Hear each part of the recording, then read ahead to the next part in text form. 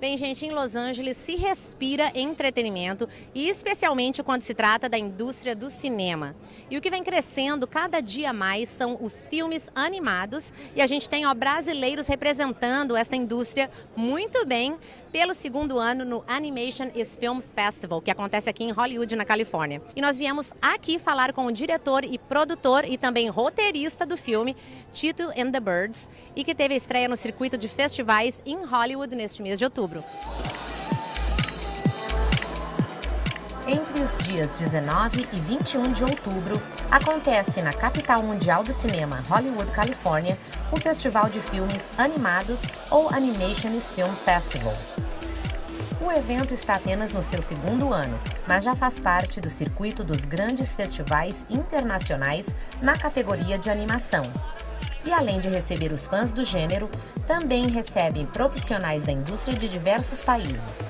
Entre representações latinas, este ano estiveram Brasil, Espanha e Argentina. E este ano a representação brasileira foi com o filme Tito e os Pássaros, Tito and the Birds. O filme conta a história de Tito, um menino responsável e corajoso, que luta para salvar a população de um surto de medo. O filme foi dirigido pelos brasileiros Gustavo Steinberg, Gabriel Bittar e André Catoto. O Tito e os Pássaros é um filme, é a história de um menino que tem que salvar o mundo de uma doença do medo. Então é basicamente uma história que é uma aventura divertida, mas que fala de assuntos complicados, que muitas vezes as pessoas acham que são assuntos só de adultos. O objetivo do filme foi justamente criar toda uma forma narrativa para fazer com que esses assuntos pudessem ser entendidos pelas crianças. E mais do que isso, um filme para a família, né? Então é de 6 anos em diante. A ideia é criar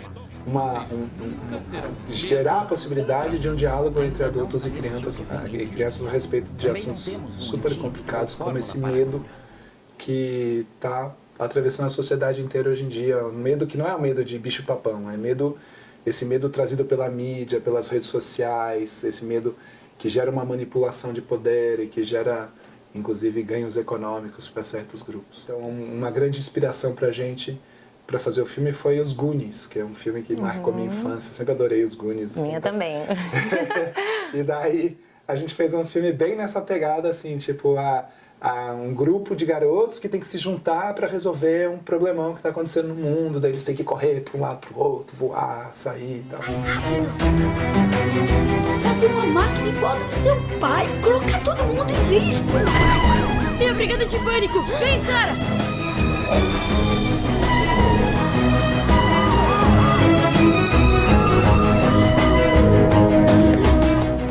Se basearam em desenhos feitos a óleo. Fala um pouco pra gente, né, desta parte. A gente usou uma mistura de técnicas para atingir a estética final do filme. A gente se inspirou muito no movimento expressionista, porque a gente achou durante a pesquisa que seria super legal se filiar a esse tipo de referência estética, porque é um filme sobre o medo. Então o expressionismo trabalha sempre muito com isso e a gente falou, pô, seria muito legal fazer isso. Então o que a gente tem são as pinturas dos fundos, né, os backgrounds, os cenários do filme, eles são pintados digitalmente, mas de uma forma que imita pintura a óleo. E a gente criou uma biblioteca de pinceladas a óleo, que a gente escaneou e também utilizou essas pinceladas a óleo de verdade na construção dos cenários. Aí a gente fez a animação, é tudo 2D, né? Então, animação 2D usando um programa de computador tradicional para animação de TV, só que a gente usou esse programa de uma tal forma que desse muito espaço para os animadores desenharem realmente à mão, para ficar com um traço mais potente e ficar com uma animação mais bem feita. Explica pra gente um pouquinho, qual é o papel do produtor executivo para o pessoal que não conhece muito a indústria? O produtor executivo, ele é como se fosse o empreendedor do filme, né?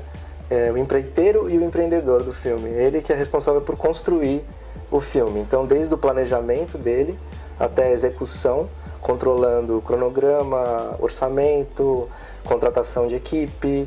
Então, ele é o grande administrador do filme, né? A responsabilidade de carregar o piano durante o processo inteiro e certificar que você vai ter um filme no final dele. Qual foi o budget do filme? Então, a gente pode falar, é um filme de aproximadamente 5 milhões de reais, né? O que daria $1.500.000, mais ou menos. É um filme muito... Para os padrões internacionais, é um orçamento muito baixo. O budget. Às vezes quando a gente fala esse orçamento no Brasil, ele parece um número muito alto, mas é um projeto que demorou 3 anos para ser executado, onde mais ou menos 100 pessoas se envolveram. Então imagina esse número dividido por 100, dividido por 36 meses. Exatamente. Então não é um número alto. Por exemplo, filmes similares ao nosso, que são a produção independente europeia, por exemplo, esses filmes, enquanto o nosso tem $1,5 milhão de dólares, esses filmes têm 7. Então a gente o nosso orçamento é bem inferior, né? E se for comparar então com os filmes os blockbusters da Pixar, são filmes de 100 milhões. O número de pessoas, a quantidade de executivos que você tem nos processos, com salários super altos, né?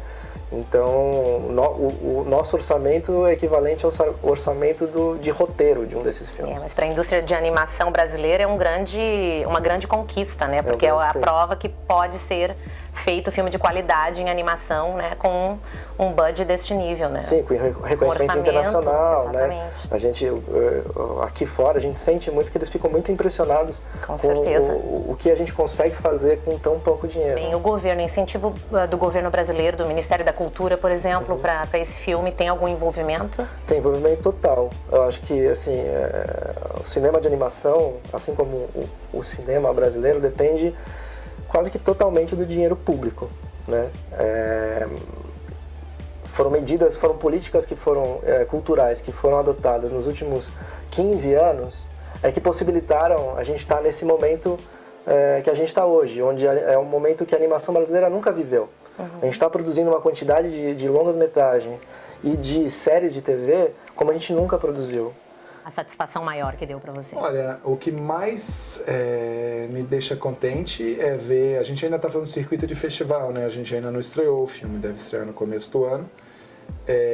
Ver crianças que saem do filme e conseguem identificar o vilão no mundo real. Porque o vilão, ele é uma mistura de Donald Trump com Berlusconi, com Datena no Brasil, assim. E ele é um cara que, ele não é um vilão tradicional, malvado, vou conquistar o mundo. Não, ele é um cara que simplesmente está ganhando dinheiro com o medo que está sendo colocado na sociedade. O que a gente quis é criar instrumentos para você conseguir ter esse diálogo com o seu filho, com o seu aluno, enfim, e você mesmo também. Exatamente. E lógico, o filme é divertido. Trabalhou com grandes nomes da atuação brasileira, alguns grandes nomes que são atores conhecidíssimos. Como foi esse processo? Foi super legal. Eles nunca, nenhum deles tinha feito animação. Então foi muito, muito bacana. O Matheus Nartegalli, a gente tem o Matheus Solano, o Matheus Nartegalli, a Denise Fraga, o Otávio Augusto. A gente, mesmo o menino que fez o Tito, o Pedro Henrique, ele é um menino que também já fez novela e que trabalha muito com dublagem de filme da Disney e tal. A gente fez um bom trabalho para a seleção de casting e foi muito, muito legal. Eles estão sendo muito parceiros do filme, estão super empolgados com a reação, que o filme está indo super bem nos festivais. A gente está pegando vários festivais muito importantes. Até na França, aqui nos Estados Unidos, Canadá.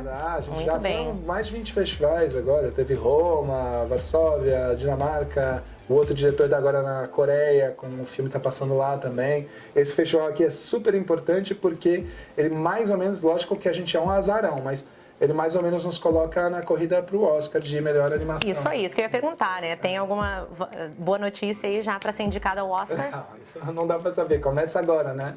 Vai depender muito. A gente é um filme pequenininho, numa disputa de gigantes, mas estamos aí. A gente submeteu e vamos ver o que acontece, né?